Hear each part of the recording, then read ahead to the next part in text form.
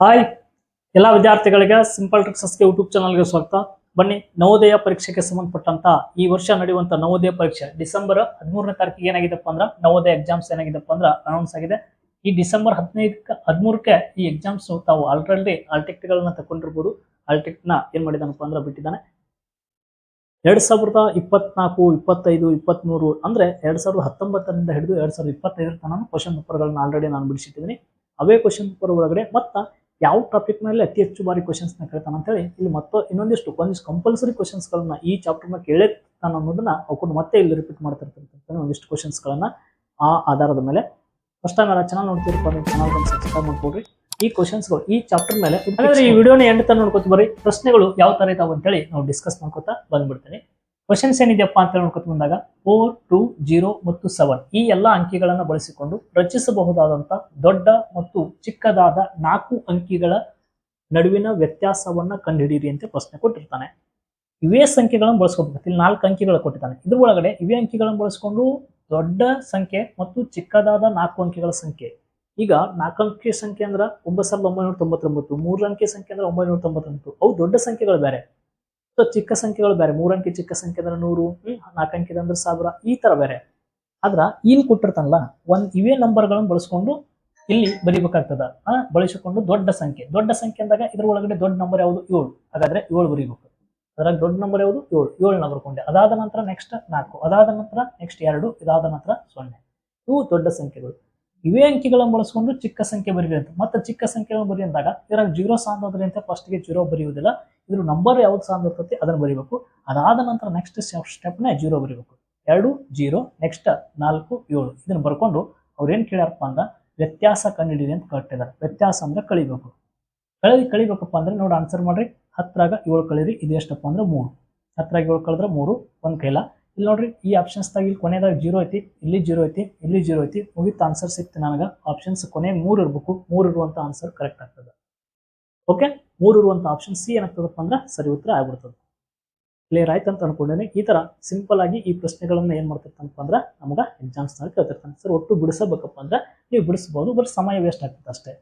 ಇಲ್ಲಿ 4, 1, 5 ಆಯ್ತು. 12ರಾಗ 7 ಕಳೆದ್ರೆ 12ರಾಗ 4, 1, 5 ಆಯ್ತಲ್ಲ. 12ರಾಗ 12 ಅಂತ ಬಂದಾಗ ಒಂದ್ ಕೆಲ ಕೊಡ್ಬೇಕು. 5 ಕಳೆದ್ರೆ ಇಲ್ಲಿ 7 ಬರ್ತದ. 4ರಾಗ 1 ಕಳೆದ್ರೆ ಇಲ್ಲಿ 3, 7ರಾಗ 2 ಕಳೆದ್ರೆ 5. 5373 ಇದಕ್ಕೆ ರೈಟ್ ಆನ್ಸರ್ ಆಗ್ತದ. ಇಲ್ಲಿ ಇದೆಯಲ್ಲ ಆಪ್ಷನ್ ಸಿ. ಕ್ಲಿಯರ್? ಈ ತರ ಪ್ರಶ್ನೆಗಳಿಗಾಗಿ ನೀವು ಏನ್ ಮಾಡ್ರಪ್ಪ ಅಂದ್ರೆ ರೆಗ್ಯುಲರ್ ಆಗಿ ಇವೆಲ್ಲ ಹಿಂದಿನ 2025 ಒಳಗಡೆನೂ ಈ ತರ ಕ್ವಶನ್ಸ್ ಗಳು ಬಂದಿದ್ದಾವೆ. ನೆಕ್ಸ್ಟ್ ಇಲ್ಲೊಂದು ಪ್ರಶ್ನೆ ಕೊಟ್ಟಿದ್ದ ನೋಡ್ರಿ. ಇದನ್ನು ಕೂಡ ಕ್ವಶನ್ಸ್ ಬಹಳ ಸಲ ರಿಪೀಟ್ ಆಗ್ತದ. ಒಂದು ಭಾಗಾಕಾರದ ಪ್ರಶ್ನೆಯಲ್ಲಿ ಭಾಜಕವು ಅಂದ್ರೆ ಭಾಜಕವು 51 ಆಗಿದ್ದು ಭಾಗಲಬ್ಧ ಬಂದಂತ ಆನ್ಸರ್ 16 ಆಗ್ಯದತ್ತ. ಮತ್ತೆ ಕೆಳಗಡೆ ಏನ್ ಉಳಿತಲ್ಲ ಶೇಷ ಅದು 27 ಆಗ್ಯದತ್ತ. ನಮ್ಗೆ ಏನ್ ಕೇಳ್ತಾನ? ಭಾಜ್ಯ ಅಂದ್ರ ಆ ಸಂಖ್ಯೆ ಯಾವುದು ಅಂದ್ರೆ ಭಾಜ್ಯ ಯಾವುದು? ಆ ಸಂಖ್ಯೆಯನ್ನ ಭಾಗಸಾಕ್ ಹೋದಾಗ ಅದ್ರ ಎಷ್ಟಲಿಂದ 51ಲಿಂದ ನಾನು ಭಾಗಸಾಕ್ ಹೊಂಟಿದ್ದೀನಿ. ಭಾಜಕ ಕೊಟ್ಟಿದ್ದಾನೆ. ನನಗೆ ಅದರ ಆನ್ಸರ್ ಎಷ್ಟು ಬಂದದ? 16 ಬಂದದ. ಕೆಳಗಿನ ಶೇಷ 27 ಉಳಿದತ್ತ. ಹಾಗಾದ್ರೆ ಆ ಸಂಖ್ಯೆ ಯಾವುದು ಅಂತ ಕಂಡುಹಿಡಿಬೇಕಾಗಿದೆ. ಆ ಸಂಖ್ಯೆ ಕಂಡುಹಿಡಿಬೇಕಪ್ಪ ಅಂದ್ರೆ ಅದಕ್ಕಿಂತ ಇದು ಒಬ್ಬರೇ 9 ಕೊಟ್ಟಿದ್ದಾನೆ. 9 ಅಷ್ಟು ಸಣ್ಣ ನಂಬರ್ ಇರಕ್ ಸಾಧ್ಯ ಇಲ್ಲ. ಯಾಕಂದ್ರೆ ಭಾಜಕನೇ 51 ಐತಿ, ಇದು ಬರೀ 9 ಐತಿ. ಇದು ಸಂದ ಆಗ್ತದ. ಇದು ಹೋಯ್ತು ಆನ್ಸರ್. ಮತ್ತ ನೀವೇನ್ ಮಾಡಕಪ್ಪ ಅಂದ್ರ ಇಲ್ಲಿ 51 ಭಾಜಕ ಕಂಡುಹಿಡಿಬೇಕಪ್ಪ ಅಂದ್ರೆ ಏನ್ ಮಾಡ್ತಾರ? ಸೂತ್ರ ಹಾಕ್ತಾರೆ. ಭಾಜಕ ಕಂಡುಹಿಡಿಬೇಕಪ್ಪ ಅಂದ್ರೆ ಭಾಜಕ ಇಂಟು ಭಾಗಲಬ್ಧಕ ಗುಣಿಸಿ ಬಂದಂತ ಆನ್ಸರ್ಕ ನೀವು ಶೇಷನ ಕೂಡಿಸ್ಬೇಕು. ಹಾಗಾದ್ರೆ ಆ 51 ಐತಲ್ಲ, 51 ನಾ ಏನ್ ಮಾಡ್ತೀನಿ? 50 + 1 ಅಂತ ಬರ್ಕೋತೀನಿ. ಬರ್ಕೊಂಡು ಇದಕ್ಕೆ ಗುಣಿಸ್ತೀನಿ. ಎಷ್ಟಕ್ಕ? ಇದು ಬ್ರಾಕೆಟ್ ಹಾಕೊಂಡ್ಬಿಡ್ರಿ. ಇಂಟು 16ಕ ಗುಣಿಸ್ತೀನಿ. ಬಂದಂತ ಮುಂದೆ ಆನ್ಸರ್ಕ 27ನ ಕೂಡಿಸ್ಕೋಬೇಕು. ಅದೇ ಆನ್ಸರ್ ಆಗಿರ್ತೈತೆ. ಇಷ್ಟ ಸಿಂಪಲ್ ಆಗಿ ಬರ್ಕೋಬೇಕು. ಭಾಜಕ ಇಂಟು ಭಾಗಲಬ್ಧವನ್ನು ಗುಣಿಸ್ಬೇಕು ಪ್ಲಸ್ ಶೇಷ. ಸರ್ ಮತ್ತೆ 51 ಬರ್ಕೊಂಡ್ರೆ ನಡೆದ ಹೋಗ್ತಿತ್ತಲ್ಲ, ಯಾಕೆ ನೀವು 50 + 1 ಅಂತ ಯಾಕೆ ಬರ್ಕೊಂಡ್ರಿ ಅಂದ್ರೆ ಕ್ಯಾಲ್ಕುಲೇಷನ್ ಮಾಡಕ್ ನಮ್ಗೆ ಈಸಿ ಆಗಲಿ, ಸ್ಪೀಡ್ ಆಗಲಿ ಅಂತ ಹೇಳಿನೇ ನಾ ಏನ್ ಮಾಡಿದ್ದೀನಪ್ಪ ಅಂದ್ರೆ 50 + 1ನ ಬರ್ಕೊಂಡಿದ್ದೀನಿ. ಈಗ ಮಾಡ್ತೀನಿ ನೋಡ್ರಿ. 16 ಮಗ್ಗಿ ಬರ್ತಾವೆ. 16 5 80 ಅಂತ ತಿರ್ಬೋದಾ? 16 5 80 ಅಂತ ತಿರ್ತೀರಿ. ಇಲ್ಲೊಂದು 0 ಐತಿ, 0 800 ಆಯ್ತು. ನೆಕ್ಸ್ಟ್ ಪ್ಲಸ್ 16 1 16 ಅಂತ ತಿರ್ತೀರಿ. 16 1 16 ಆಯ್ತು. ಅದಕ್ಕೂ ಗುಣಿಸ್ಬೇಕು. ಪ್ಲಸ್ ಇನ್ನೇನಪ್ಪ ಅಂದ್ರೆ 27 ಐತಿ. 27 ಆಸ್ ಇಟ್ ಈಸ್ ಇಟ್ಕೊಳ್ರಿ. ಈಗ 827 ಮತ್ತು 16 ಕೂಡಿಸಿದಾಗ ಮಿನಿಮಮ್ ನನಗೆ 483 ಅಂತೂ ಬರಕ್ ಸಾಧ್ಯ ಇಲ್ಲ. ಇಲ್ಲಿ ಬರೀ 827 16 ಕೂಡಿಸಿದಾಗ 1393 ಬರಕ್ಕೆ ಸಾಧ್ಯ ಇಲ್ಲ, ಅಷ್ಟು ದೊಡ್ಡ ನಂಬರ್ ಇಲ್ಲ. ಹಾಗಾದ್ರೆ ಆನ್ಸರ್ ಸಿಕ್ಬಿಡ್ತದೆ 843. ಬೇಕಾದ್ರೆ ನೀವು ಕೂಡಿಸ್ರಿ 800 ಈ ಸೈಡ್ 27 ನೆಕ್ಸ್ಟ್ 16 ಕೂಡಿಸ್ಬಿಡ್ರಿ. ಇದೇನಾಗ್ತದಪ್ಪ ಅಂದ್ರೆ 13 ಹಾಕದ 7 6 13 ಹಾಕದ 2 3 4 ನೆಕ್ಸ್ಟ್ 8ಕ್ಕೆ 8 843 ಆಯ್ತಲ್ಲ. ಹಾಗಾದ್ರೆ ಸರಿ ಉತ್ತರ ಆಪ್ಷನ್ ಬಿ ಇದಕ್ಕೆ ಸರಿ ಉತ್ತರ ಆಗ್ತದೆ. ನೀವು ಎಷ್ಟು ಎಕ್ಸಾಮ್ಸ್ನಲ್ಲಿ ಇವ್ಕೂರ್ನ ಸಾಧ್ಯ ಆದಷ್ಟು ಸಿಂಪ್ಲಿಫಿಕೇಶನ್ಸ್ ಮಾಡ್ಕೋತಿರೋ ಅಷ್ಟು ಪರ್ಫೆಕ್ಟ್ ಆಗಿ ಮಾರ್ಕ್ಸ್ ಬರ್ತವೆ. ಈ ಥರನೂ ಪ್ರಶ್ನೆಗಳು ಎಕ್ಸಾಮ್ಸ್ನಲ್ಲಿ ಬಂದು ಹೋಗಿದ್ದಾವೆ. ಇನ್ನು ನೆಕ್ಸ್ಟ್ ಪ್ರಶ್ನೆ ಮತ್ತೆ ಯಾವ ಥರ ಕ್ವಶನ್ಸ್ ಕತ್ತಿರ್ತಾನೆ, ಇಲ್ಲೊಂದು ನಿಮ್ಗೆ ಟಾಪ್ 10 ಕ್ವಶನ್ಸ್ಗಳನ್ನ ಈ ಥರ ಹೇಳ್ಕೊತ ಹೋಗ್ತಿರ್ತಿರ್ತಾನೆ ನೋಡ್ರಿ. ಅಪವರ್ತನಗಳ ರಿಲೇಟೆಡ್ ಕೂಡ ಕ್ವಶನ್ಸ್ಗಳು ಬರ್ತವೆ. ಭಾಳ ಈಸಿಯಾಗಿ ಹ್ಯಾಂಡಲ್ ಮಾಡಬೇಕು ಅಪವರ್ತನಗಳ ಪ್ರಶ್ನೆಗಳನ್ನು. ಇಲ್ಲಿ ನೋಡ್ರಿ ಸರ್ 90ರ ಅವಿಭಾಜ್ಯ ಅಪವರ್ತನಗಳು, ನಿಮ್ಗೆ ಒಂದು ವರ್ಡೇ ಹೇಳ್ತಾ ಇದ್ದೀನಿ. ಅವಿಭಾಜ್ಯ ಅಂದ್ರೆ ಏನಪ್ಪಾ ಅಂದ್ರೆ ಭಾಗ ಆಗ್ಲಾರಂತ ಸಂಖ್ಯೆಗಳನ್ನ ಅವಿಭಾಜ್ಯ ಅಂತ ಕರಿತೀವಿ. ಹಾಗಾದ್ರೆ ಆ ಅವಿಭಾಜ್ಯ ಸಂಖ್ಯೆಗಳ ಅಪವರ್ತನಗಳು ಯಾವುವು ಅಂತ ಕೊಟ್ಟಾಗ ಅದ್ರಾಗ ಗುಣಲಬ್ಧ ನೋಡ್ರಿ. ಅವಿಭಾಜ್ಯ ಅಂತ ಕೊಟ್ಟದನ ಇಲ್ಲಿ 9 ಭಾಜ್ಯ ಸಂಖ್ಯೆ 10 ಭಾಜ್ಯ ಸಂಖ್ಯೆ, ಹೀಗಾಗಿ ಆಪ್ಷನ್ ಸಿ ಅಂತೂ ಆಗಕ್ಕೆ ಸಾಧ್ಯನಿಲ್ಲ, ತೆಗೆದುಬಿಡ್ಬೇಕು. ಅವಿಭಾಜ್ಯ ಸಂಖ್ಯೆ ಅಂದ್ರೆ ಭಾಗ ಆಗ್ಲಾರ ಸಂಖ್ಯೆ ಇರಬೇಕು ಒಟ್ಟೆ. ಇಲ್ಲಿ ನೋಡ್ರಿ 3 ಐತಿ ಓಕೆ, 5 ಐತಿ ಓಕೆ, 6 ಬಂದೈತಿ 6 ಭಾಜ್ಯ ಸಂಖ್ಯೆ, ಹೀಗಾಗಿ ಇದು ಆನ್ಸರ್ ಆಗಕ್ಕೆ ಸಾಧ್ಯ ಇಲ್ಲ, ಇದು ಆಯ್ತು. ಇಲ್ಲಿ ನೋಡ್ರಿ 15 ಐತಿ, ಈ ಡಿ ಆಪ್ಷನ್ಸ್ ನಾನು 15 ಡೈರೆಕ್ಟ್ ಕಾಣಿಸ್ತು, ಇದನ್ನು ಕೂಡ ಡಿ ಆಪ್ಷನ್ಸ್ ಆಗಕ್ಕೆ ಸಾಧ್ಯ ಇಲ್ಲ. ಮತ್ತು ನಾನು ಲೆಕ್ಕನ ಮಾಡ್ಲಾರ ಆನ್ಸರ್ ಏನು ಮಾಡಿದ್ನಪ್ಪ ಅಂದ್ರೆ ಸಿ ಅಂತ ಹಾಕ್ತಾ ಇದ್ದೀನಿ. ಸಿ ಹೆಂಗೆ ಹಾಕಾಗ್ತದೆ ಸರ್ ಇಲ್ಲಿ ನೋಡ್ರಿ 2 ಐತಿ, ಇಲ್ಲಿ 3 ಸ್ಕ್ವೇರ್ ಅದಂದ್ರೆ 3 ಸ್ಕ್ವೇರ್ ಅಂದ್ರೆ ಆ 3 ವರ್ಗ ಅಂದ್ರೆ 3 ವರ್ಗ 9 ಅಂತ ತಿಳ್ಕೊಬೇಡು, 3ನ್ನ 2 ಸಲ ಬರೆದಿದ್ದಾರೆ ಅಂತ ತಿಳ್ಕೊಬೇಡು. 3 ಇಂಟು 3 ಇಂಟು ಏನೈತಿ 5 ಐತಿ 5. ಈಗ ನೋಡ್ರಿ ಅಷ್ಟು ಏನದಪ್ಪ ಅಂದ್ರೆ ಅವಿಭಾಜ್ಯ ಸಂಖ್ಯೆಗಳದಾವ, 2 ಅವಿಭಾಜ್ಯ ಸಂಖ್ಯೆ, 3 ಅವಿಭಾಜ್ಯ ಸಂಖ್ಯೆ, 3 ಅವಿಭಾಜ್ಯ ಸಂಖ್ಯೆ ಮತ್ತು 5 ಕೂಡ ಅವಿಭಾಜ್ಯ ಸಂಖ್ಯೆ. ಹೀಗಾಗಿ ನಾವು ಇದಕ್ಕೆ ರೈಟ್ ಆನ್ಸರ್ ಹಾಕ್ಬೇಕು. 2 3 6, 2 3 6, 6 3 18, 18 5 ಎಷ್ಟಪ್ಪ ಅಂದ್ರೆ 90 ಬರ್ತದೆ ಅನ್ನೋದು ಆನ್ಸರ್. ಹೀಗಾಗಿ ರೈಟ್ ಆನ್ಸರ್ ಏನಪ್ಪ ಅಂದ್ರೆ ಆಪ್ಷನ್ ಸಿ ಇದರ ಅಪವರ್ತನಗಳ ಗುಣಲಬ್ಧ ಆಗಿರ್ತದ. ಇನ್ ನೆಕ್ಸ್ಟ್ ಇದನ್ನ ಬಿಟ್ರ ಸರ್ ಇಲ್ಲಿ ಕೆಳಗಿನವುಗಳಲ್ಲಿ ಯಾವುದು ಯಾವಾಗಲೂ ಯಾವಾಗಲೂ ಪ್ರತಿ ಅವಿಭಾಜ್ಯ ಸಂಖ್ಯೆಯ ಅಪವರ್ತನವಾಗಿರ್ತದೆ. ನೋಡ್ರಿ ಅವಿಭಾಜ್ಯ ಸಂಖ್ಯೆಗಳ ಅಪವರ್ತನಗಳು ಕನಿಷ್ಠ ಯಾವ ಆಗಿರ್ತಪ್ಪ ಅಂದ್ರೆ 1 ಮತ್ತು ಅದೇ ಸಂಖ್ಯೆ ಆಗಿರ್ತದೆ, ಇದು ನೆನಪಿರಲಿ.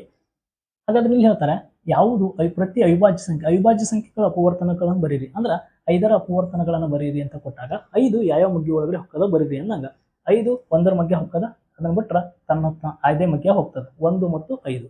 ಹಾಗಾದ್ರೆ ಕನಿಷ್ಠ ಅಪವರ್ತನಗಳ ಅವಿಭಾಜ್ಯ ಸಂಖ್ಯೆಗೆ ಎಷ್ಟು ಇರ್ತವಪ್ಪ ಅಂದ್ರೆ 2 ಇರ್ತವೆ.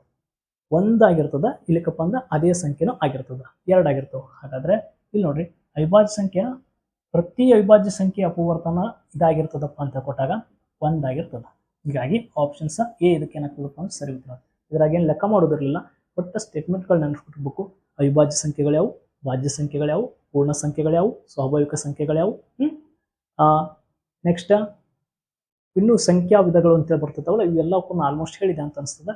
ಇವೆಲ್ಲವೂ ಸಂಖ್ಯೆಗಳು ಎಲ್ಲಿಂದ ಸ್ಟಾರ್ಟ್ ಆಗ್ತಾವೆ ಮತ್ತು ಅತ್ಯಂತ ಚಿಕ್ಕ ಭಾಜ್ಯ ಸಂಖ್ಯೆ ಅಂದರೆ ಯಾವುದು 2, ಭಾಜ್ಯ ಸಂಖ್ಯೆ ಅಂದಾಗ 4, ಅವಿಭಾಜ್ಯ ಸಂಖ್ಯೆ ಅಂದಾಗ 2, ಪೂರ್ಣ ಸಂಖ್ಯೆ ಅಂತಂದಾಗ 0, ಸ್ವಾಭಾವಿಕ ಸಂಖ್ಯೆ ಅಂತ 1, ಈ ಥರ ನಾವು ಸಂಖ್ಯೆಗಳನ್ನು ಕೂಡ ನೆನಪಿಟ್ಕೋಬೇಕು.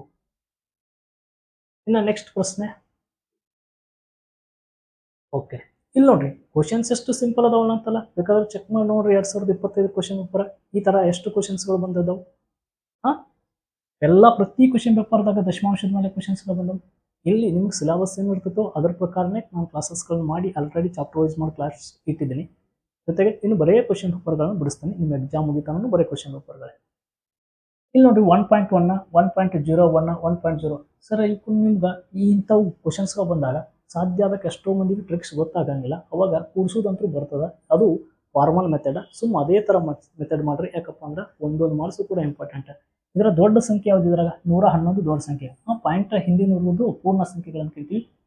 ಇವು ಏನಪ್ಪ ಅಂದ್ರೆ 111 ದೊಡ್ಡ ಸಂಖ್ಯೆ. ಹಾಗಾದ್ರೆ ಬರ್ಕೊಂಡ್ಬಿಡ್ರಿ 111.100 ಇದನ್ನು ಬರ್ಕೋಬೇಕು. ಇಲ್ಲಾಂದ್ರೆ ನೀವು ಕನ್ಫ್ಯೂಸ್ ಆಗ್ತಿತ್ತಪ್ಪ ಅಂದ್ರೆ ಸ್ವಲ್ಪ ದೂರ ಬರಿತೀನಿ, ನೋಡ್ಕೊಂಡ್ಬಿಡ್ರಿ. ಇದನ್ನ ಈ ಕಡೆ ಸರಿಸಿ ಇದನ್ನ ಸ್ವಲ್ಪ ದೊಡ್ಡದು ಬರಿತೀನಿ ನೋಡ್ರಿ. 111.100.1. ಇದಾದ ನಂತರ ನೆಕ್ಸ್ಟ್ 11 ಐತಿ. 11 ಅಂದ್ರೆ 11 ಬರೀಬೇಕು, ಪಾಯಿಂಟ್ ಕೆಳಗಡೆನೆ ಪಾಯಿಂಟ್ ಬರೀಬೇಕು. ನೆಕ್ಸ್ಟ್ 01 ಅಂತ ಬರೀಬೇಕು. ನೆಕ್ಸ್ಟ್ ಅದಾದ ನಂತರ ಮತ್ತೆ ದೊಡ್ಡ ನಂಬರ್ ಯಾವ್ದೈತಿ ಹುಡುಕ್ರಿ. ಇಲ್ಲಿ 1 ಯಾವ ಇದನ್ನ 1 ಸೈಡ್ ಅಂತ ಬರ್ಕೋತೀವಿ, ಇದನ್ನ ಬರದೆ ನೆಕ್ಸ್ಟ್ 0.01 ಬರೀತೀನಿ. 0.01 ಇದನ್ನು ಬರೆದೆ. ನೆಕ್ಸ್ಟ್ 1.001 ಇದು ಬರೆದೆ. ಓಕೆ, ನೆಕ್ಸ್ಟ್ 1.01 ಬರೆದೆ. ನೆಕ್ಸ್ಟ್ ಇದು ಆದಮೇಲೆ 1.1 ಇಷ್ಟು ಬರೆದು ಇವನ್ನ ಏನು ಮಾಡಬೇಕಪ್ಪ ಅಂದ್ರೆ ಟೋಟಲ್ ಎಡಿಷನ್ನ ಮಾಡಬೇಕು. ಎಡಿಷನ್ನ ಮಾಡ್ರಿ ಆನ್ಸರ್ ಸಿಗ್ತೈತಿ. ನೋಡ್ರಿ, ಲಾಸ್ಟ್ನೇ ಸಂಖ್ಯೆ 1ಕ್ಕೆ 1, ಹೌದಾ? ನೆಕ್ಸ್ಟ್ ಈ 1ಕ್ಕೆ 1, ಓಕೆ, ಲಾಸ್ಟಿಗೆ ಡಬಲ್ 1 ಇರಬೇಕು. ಇಲ್ಲಿ 2 1 ಐತಿ, ಇದು ಆಪ್ಷನ್ಸ್ ಹೋಯ್ತು. ಇದು 1 2 ಐತಿ, ಇದು ಆಪ್ಷನ್ಸ್ ಹೋಯ್ತು. ಹೌದಾ? 2 ಆಪ್ಷನ್ಸ್ಗಳು ಕ್ಯಾನ್ಸಲ್ ಆಗಿದೆ. ಇನ್ನು ನೆಕ್ಸ್ಟ್ ನೋಡ್ರಿ, 1 2 3, ಹೌದಾ? ಇಲ್ಲಿ 3 ಬರಬೇಕು. 311 ಇರಬೇಕು. ಇಲ್ಲಿ 311 ಎರಡು ಕಡೆ ಐತಿ. ನೆಕ್ಸ್ಟ್ 1 1 2 ಆಯ್ತು, ಪಾಯಿಂಟಕ್ಕೆ ಪಾಯಿಂಟ್ ಇಟ್ಟೆ. ನೆಕ್ಸ್ಟ್ 1 2 3 4 5 ಬರಬೇಕು.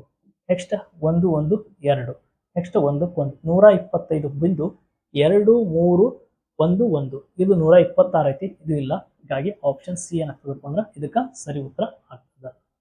ಓಕೆ, ನೀವು ಅರ್ಥ ಮಾಡ್ಕೊಂಡು ಈ ಕ್ವೆಶನ್ಸ್ನ ಈ ತರ ಬಿಡಿಸಿದ್ದೀನಿ. ಇನ್ನು ನೆಕ್ಸ್ಟ್ ಪ್ರಶ್ನೆ ಯಾವ ತರ ಕೇಳಿದಾನಪ್ಪ ಅಂತ ನೋಡ್ಕೊತೀವಿ. ನೋಡ್ರಿ, ಇವು ಕ್ವೆಶನ್ಸ್ ಕೂಡ ನಿಮ್ಗೆ ಎಕ್ಸಾಮ್ಸ್ ನಲ್ಲಿ ಬಹಳ ಸಲ ಕೇಳ್ತಿರ್ತಾನೆ. ಇದನ್ನು ಕೂಡ ನೀವೇನ್ ಮಾಡಬೇಕಪ್ಪ ಅಂದ್ರೆ ಸಾಧ್ಯ ಆದಷ್ಟು ಮೊದಲ ದಶಮಾಂಶದಲ್ಲಿ ಬರ್ಕೋಕೆ ಕಲೀರಿ. ಇದು ಈ ಪೂರ್ಣ ಸಂಖ್ಯೆನ ಬರ್ಕೊಂಡಾದ ನಂತರ ನೆಕ್ಸ್ಟ್ ಏನ್ ಮಾಡಕಪ್ಪ ಅಂದ್ರ ಇಲ್ಲಿ ನೋಡ್ರಿ, 100ನೇ 3 ಅಂತ ಐತಲ್ಲ, ಇದನ್ನ ಹೆಂಗ್ ಬರೀಬೇಕು? 100ನೇ 3ನ 0.03 ಅಂತ ಬರೀತೀರಿ.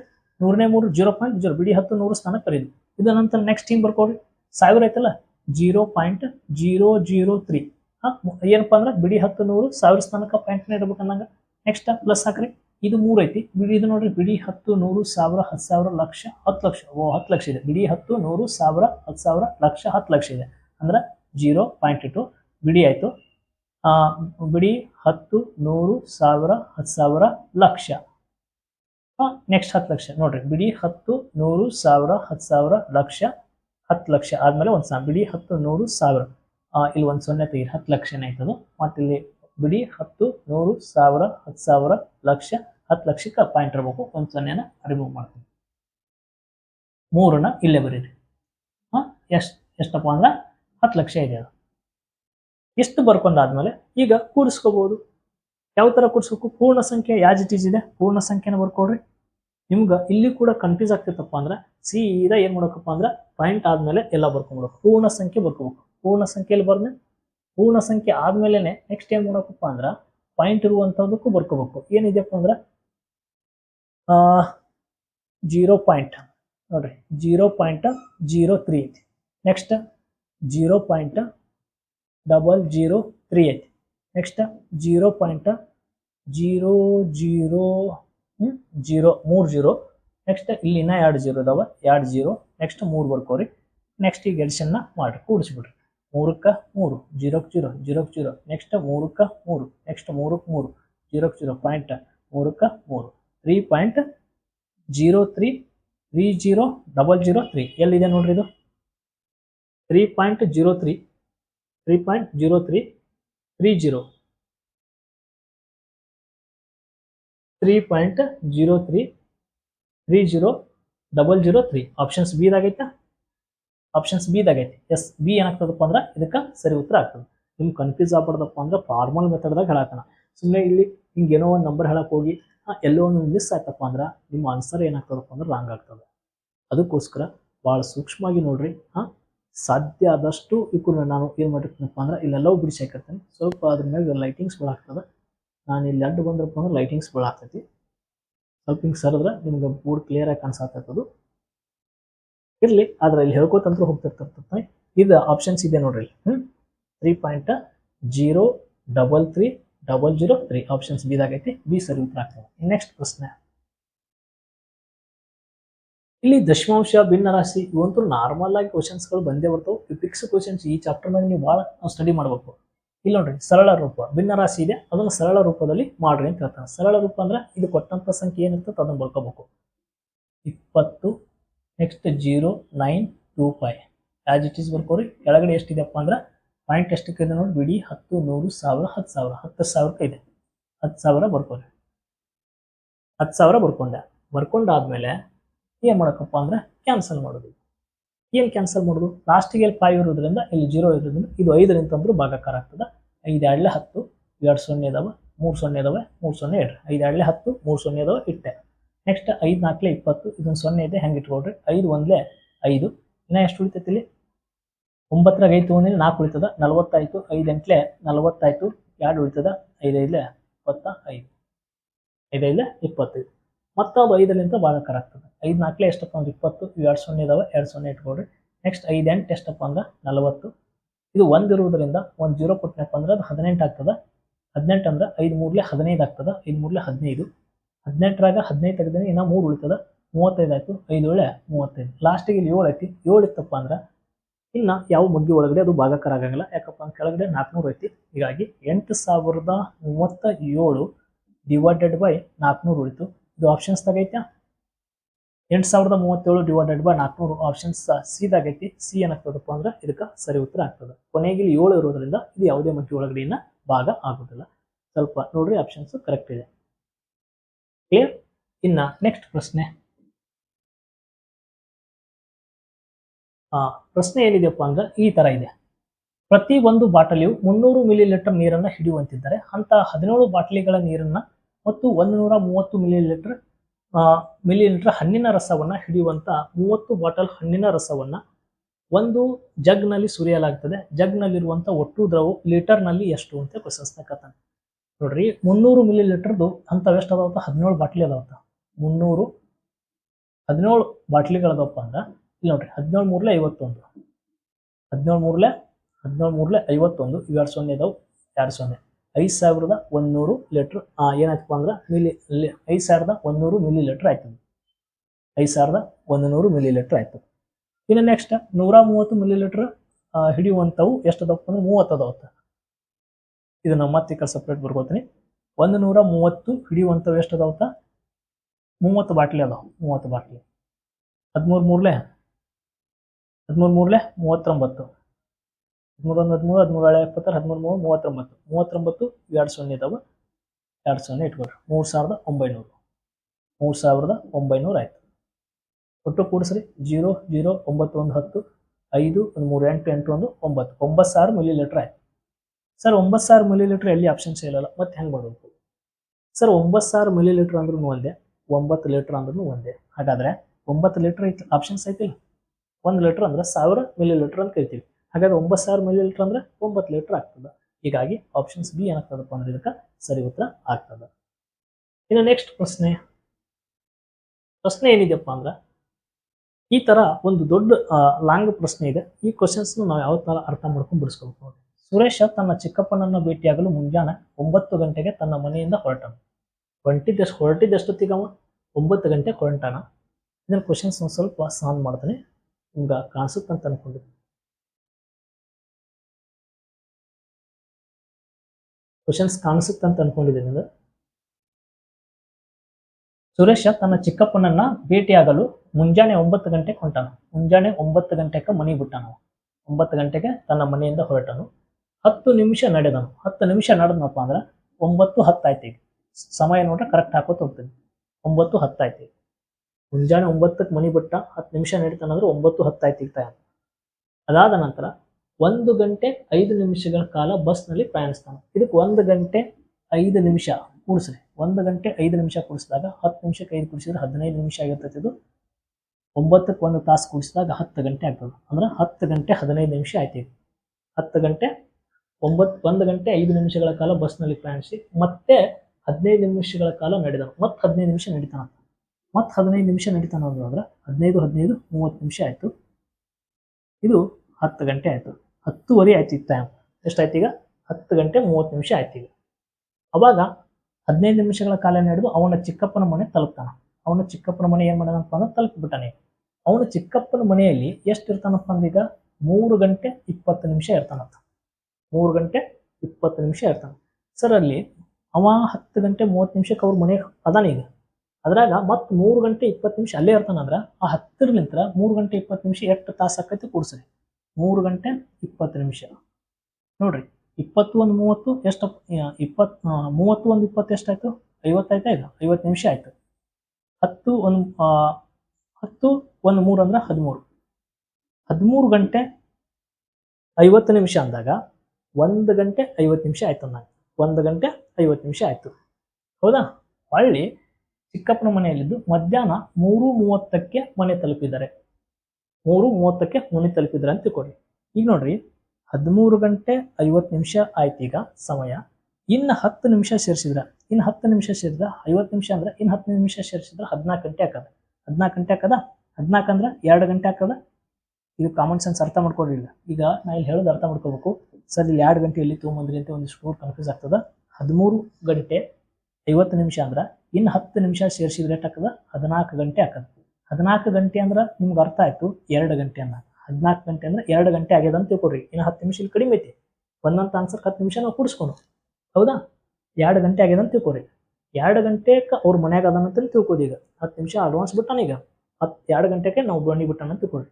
2 ಗಂಟೆಗೆ ಮನೆ ಬಿಟ್ಟು ಹೊಳ್ಳಿ 3:30ಕ್ಕೆ ಅವನ ಮನೆಗೆ ಹೊಕ್ಕನತ್ತ. ಅಂದ್ರೆ 2 ಗಂಟೆಗೆ ಅಲ್ಲೇ ಇದ್ದ ಮನ್ಯಾಗ 3 ಗಂಟೆಗೆ 30 ನಿಮಿಷಕ್ಕೆ ಅವ ಮನೆಗೆ ಹೋಗ್ತಾನಂದ್ರೆ ಎಷ್ಟು ತಾಸು ತೊಗೊಂಡ? 2 ಇದ್ದಿದ್ದು 3 ಆಗ್ಯದ. 1 ತಾಸ ಮ್ಯಾಗಿನ 30 ಅಂದ್ರೆ 1 ಗಂಟೆ 30 ನಿಮಿಷ ಆಯ್ತಾ? 1 ಗಂಟೆ 30 ನಿಮಿಷ ಐತಿ. ಒಂದೇ ಆಪ್ಷನ್ಸ್ ಐತಿ ಮತ್ತೆ ಇಲ್ಲಿ 1 ಗಂಟೆ 30 ನಿಮಿಷ ಅಂತೇಳಿ ಇದನ್ನ ಆನ್ಸರ್ ಹಾಕ್ಬಾರ್ದು. ಯಾಕ? ಇಲ್ಲಿ ಅವ 2 ಗಂಟೆಗೆ ಬಿಟ್ಟಿಲ್ಲ, 1:50ಕ್ಕೆ ಬಿಟ್ಟಾನ. 1:50ಕ್ಕೆ ಬಿಟ್ಟಾನ. 13 ಗಂಟೆ 50 ನಿಮಿಷಕ್ಕೆ ಬಿಟ್ಟಾನ. ಅಂದ್ರೆ ಇನ್ನ 10 ನಿಮಿಷ ಅಡ್ವಾನ್ಸ್ ಬಿಟ್ಟಾನ. ಇಲ್ಲಿ 1:30 ಆಯ್ತು. ಅದಕ್ಕೆ 10 ನಿಮಿಷ ಕೂಡಿಸ್ಬಿಟ್ಟಪ್ಪ ಅಂದ್ರೆ ಎಷ್ಟಾಗ್ತದ ಟೋಟಲ್? 1 ಗಂಟೆ 40 ನಿಮಿಷ ಆಗ್ತದೆ. ಹಾಗಾದ್ರೆ ಅವ್ನು ಹೊಳ್ಳಿ ರಿವರ್ಸ್ ಮನೆಗೆ ಬರಕ ಎಷ್ಟು ಸಮಯ ತಗೋತಾನಪ್ಪ ಅಂದ್ರೆ 1 ಗಂಟೆ 40 ನಿಮಿಷ ತಗೋತಾನೆ. ಆಪ್ಷನ್ ಸಿ ಇದು. ನಾನು ಇಲ್ಲಿ ಡೀಟೇಲ್ ಆಗಿ ಎಲ್ಲಿ 1 ನಿಮಿಷನೂ ಬಿಡ್ಲಾರ್ರೆ ಸೀರಿಯಲ್ ಆಗಿ ಹೇಳ್ಕೊತ ಬಂದಿದ್ದೀನಿ. ನಿಮ್ಗೆ ಏನಾದ್ರೂ ಕನ್ಫ್ಯೂಸ್ ಆಗ್ತದಪ್ಪ ಅಂದ್ರೆ ಹೊಳ್ಳಿ ವಿಡಿಯೋನ ರಿವರ್ಸ್ ಓಡಿಸಿ ನೋಡ್ರಿ. ಯಾಕಪ್ಪ ಅಂದ್ರೆ ಮಾತಾಡುವ ಮಾತುಗಳಿಲ್ಲೆಲ್ಲ ಏನಾಗಿರ್ತಪ್ಪ ಅಂದ್ರೆ ರೆಕಾರ್ಡ್ ಆಗಿರ್ತವೆ. ಕರೆಕ್ಟಾಗಿ ಇಲ್ಲಿ ಮ್ಯಾಚ್ ಮಾಡಿ ಹೇಳ್ಕೊತ ಬಂದಿರ್ತೀನಿ. ಈಗ 14 ಗಂಟೆ ಹೆಂಗಾಯ್ತು, ಇಲ್ಲಿ 13:50 ಇದ್ದು 14 ಯಾಕೆ ತೊಗೊಂಡ್ರಿ, ಹೊಳ್ಳಿ ರಿಪೀಟ್ ಮಾಡಿರ್ತಾನೆ. ಇಲ್ಲೇ ಮತ್ತೆ ರಿಪೀಟ್ ಮಾಡ್ಕೊತ ಹೋದ್ರೆ ಸುಮ್ಮನೆ ವಿಡಿಯೋ ಲೆಂತ್ ಆಗ್ತದೆ. ನೆಕ್ಸ್ಟ್ ಪ್ರಶ್ನೆ. ಇಲ್ಲೊಂದು ಪ್ರಶ್ನೆ ಇದೆ ನೋಡ್ರಿ. ಪ್ರಶ್ನೆ ಏನಿದೆಪ್ಪ ಅಂದ್ರೆ, ಸರ ಅಮೌಂಟ್ ಇದೆ, ಎಷ್ಟು ವರ್ಷಗಳಲ್ಲಿ 1200 ರೂಪಾಯಿ ಮೊತ್ತವು ವಾರ್ಷಿಕ 5% ಸರಳ ಬಡ್ಡಿ ದರದಲ್ಲಿ 1800 ರೂಪಾಯಿಗಳಾಗಿರ್ತದೆ ಅಂತ ಪ್ರಶ್ನೆ ಇದೆ ನೋಡ್ರಿ. 1200 ರೂಪಾಯಿ ನನ್ನ ಬಲ್ಲಿತ್ತು. 1200 ರೂಪಾಯಿ ನನ್ನ ಬಲ್ಲಿತ್ತು. ಅದು 1800 ರೂಪಾಯಿ ಆಗ್ಯದ. 1200 ರೂಪಾಯಿ ಅಮೌಂಟ 1800 ರೂಪಾಯಿ ಆಗ್ಯದ. ಎಷ್ಟು ಹೆಚ್ಚಿಗೆ ಆಗೈತೆ ಅಮೌಂಟ? ಭಾಳ ಸಿಂಪಲ್ ಅಲ್ಲ. 1200 ಇದ್ದು 1800 ಆಗ್ಯದಪ್ಪ ಅಂದ್ರೆ ನನ್ನ ಬಲ್ಲಿ ಎಷ್ಟಾಗ್ಯದ? 600 ರೂಪಾಯಿ ಹೆಚ್ಚಿಗೆ ಆಗೈತಿ. 600 ರೂಪಾಯಿ ಹೆಚ್ಚಿಗೆ ಆಗೈತಿ. ಸರ್ ಈ 600 ರೂಪಾಯಿ ಈ 1200ಕ್ಕೆ ಎಷ್ಟು ಪರ್ಸೆಂಟೇಜ್ ಅಂತ ಕಂಡುಹಿಡಬೇಕು. ಅದು ವಾರ್ಷಿಕ ಅಂತ ಹೇಳ್ತಾರ. ವಾರ್ಷಿಕ ಅಂದ್ರೆ 1 ವರ್ಷಕ್ಕೆ 5%. ಹಾಗಾದ್ರೆ 1200ಕ್ಕೆ 5% ಎಷ್ಟು? 10% ಅಂದ್ರೆ 1 0 ತೆಗಿಬೇಕಂತ ಹೇಳಿದೀನಿ. ಹೇಳಿದ 5% ಅಂದ್ರೆ 120 60. ಈ 60 ರೂಪಾಯಿ 1 ವರ್ಷಕ್ಕೆ ಎಷ್ಟು? 60 ರೂಪಾಯಿ. ಹಾಗಾದ್ರೆ ಅಮೌಂಟ್ ಹೆಚ್ಚಿಗೆ ಬಂದಿದೆ ಅಷ್ಟೀಗ 600 ರೂಪಾಯಿ. ಹಾಗಾದ್ರೆ 1 ವರ್ಷಕ್ಕೆ 60 ರೂಪಾಯಿ ಅಂದ್ರೆ 600 ಆಗಕ್ಕ ಎಷ್ಟು ವರ್ಷ ತಗೋತು ಅನ್ನೋದೇ ಲೆಕ್ಕ. ಈಗ ಇದೊಂದು 0 ತೆಗಿರಿ, ಇದೊಂದು 0 ತೆಗಿರಿ. 6 ಹತ್ಲೆ 60 ಆಗ್ತದ. 6 60 ಆಗ್ತದ. ಹಾಗಾದ್ರೆ ಎಷ್ಟು ಬಂತಿಲ್ಲ? 10. ಹಾಗಾದ್ರೆ 1 ವರ್ಷಕ್ಕೆ 60 ರೂಪಾಯಿ ಆದ್ರೆ 10 ವರ್ಷಕ್ಕೆ 600 ರೂಪಾಯಿ ಆಗ್ತದೆ. ಹಾಗಾದ್ರೆ ರೈಟ್ ಆನ್ಸರ್ ಇದಕ್ಕೆ 10 ರೈಟ್ ಆನ್ಸರ್ ಆಗ್ತದೆ. 10 ವರ್ಷ ಏನಾಗ್ತದಪ್ಪ ಅಂದ್ರೆ ಸಮಯ ತಗೋತದೆ. ಸರ್ ಹೆಂಗೆ ಹೇಳಿದ್ರಿ ಇದನ್ನ ನೀವು? ನೀವೇನು ಮಾಡ್ರಪ್ಪ ಅಂದ್ರೆ ಸರಳ ಬಡ್ಡಿ ಅಂತ ಒಂದು ಚಾಪ್ಟರ್ ಹೇಳಿದ್ದೀನಿ. ಅಲ್ಲಿ ಸಾಕಷ್ಟು ಟ್ರಿಕ್ಸ್ಗಳನ್ನು ಹೇಳಿರ್ತದೆ. ಸರಳ ಬಡ್ಡಿ ಸಿಂಪಲ್ SI ಕಂಡುಹಿಡಿದ ಥರ, R ಕಂಡುಹಿಡಿದ ಥರ, P ಕಂಡುಹಿಡಿದ ಥರ ಅಲ್ಲಿ ನಿಮ್ಗೆ ಗೊತ್ತಾಗ್ತದೆ. ಈಗ ಡೈರೆಕ್ಟಾಗಿ ನಿಮ್ಗೆ ಯಾರು ಕೇಳ್ತಿರ್ತಾರೆ, ಒಂದು 15,000 ರೂಪಾಯಿ ಅಮೌಂಟ್ ಇರ್ತದೆ. 15,000 ಅಮೌಂಟಕ್ಕೆ ಪಟ್ಟನ್ನು ಕೇಳ್ತಾರೆ ಅವರು. ಸರ್ 5% ಹೇಳ್ರಿ, 8% ಹೇಳ್ರಿ, 4% ಕೇಳ್ರಿ, 3% ಕೇಳ್ರಿ ಅಂತ ಕೊಟ್ಟಾಗ ನೀವೇನು ನೋಡೋಕು 10% ಕೇಳಿದ್ರಪ್ಪ ಅಂತ ಯಾರು 15,000ಕ್ಕೆ 10% ಎಷ್ಟಪ್ಪ ಅಂದ್ರೆ 1 0 ತೆಗೆದುಬಿಡೋಕೆ ಅಷ್ಟೇ. 1500. ಸರ್ 15,000ಕ್ಕೆ 1% ಹೇಳ್ರಿ ಅಂದ್ರೆ ನೀವು 2 0 ತೆಗಿಬೇಕು. ಅವಾಗ 150 ರೂಪಾಯಿ ಹಾಕೋದಪ್ಪ ಅಂತ ಹೇಳ್ಬೇಕು. ಅದೇ 2% ಕೈನ ಅಂದ್ರೆ 1% 150, 2% ಕೈನ ಅಂದ್ರೆ 150 300 ರೂಪಾಯಿ ಹಾಕೋದು 2%. ಹೌದಾ? ಇವನ್ನೆಲ್ಲವಕ್ಕೂ ಸಿಂಪಲ್ ಆಗಿ ನೋಡ್ಬೇಕಂದ್ರೆ ನಮ್ಮ ಚಾನಲ್ನ ಸಬ್ಸ್ಕ್ರೈಬ್ ಮಾಡ್ಕೊಡ್ರಿ. ಸರಳ ಬಡ್ಡಿ ಚಾಪ್ಟರ್ ಒಳಗೆ ಹೋಗಿ ಇವನ್ನೆಲ್ಲವಕ್ಕೂ ನೋಡ್ಕೊಡ್ರಿ. ನಿಮ್ಗೆ ಅಲ್ಲಿ ಅರ್ಥ ಆಗ್ತದೆ. ಚಾನಲ್ನ ಸಬ್ಸ್ಕ್ರೈಬ್ ಮಾಡ್ಕೊಡ್ರಿ. ಇನ್ನೂ ಸಾಕಷ್ಟು ಕ್ವಶನ್ ಪೇಪರ್ಗಳನ್ನು ಬಿಡಿಸ್ತೀನಿ. ಅವಕ್ಕೂ ಕೂಡ ನಿಮಗೆ ನೇರವಾಗಿ ಸಿಗ್ತಾವ. ಧನ್ಯವಾದಗಳು.